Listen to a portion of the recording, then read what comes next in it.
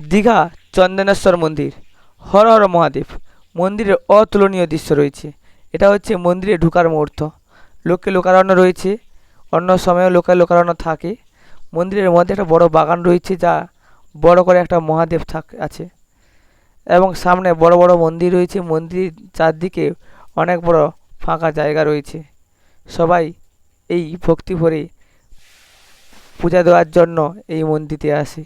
এবং ডান দিকে একটা বড় পুকুর রয়েছে।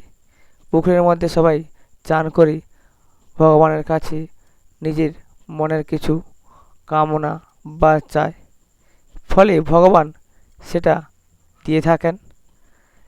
ও চারিদিকে বিভিন্ন জগন্নাথ দেব, কৃষ্ণদেব ইত্যাদির ছোটো ছোটো মন্দির রয়েছে। সবাই ভক্তি ভরে এই ভগবানের কাছে কিছু কিছু চেয়ে থাকে। তোমরা যদি আসতে চাও তাহলে আসতেই পারো।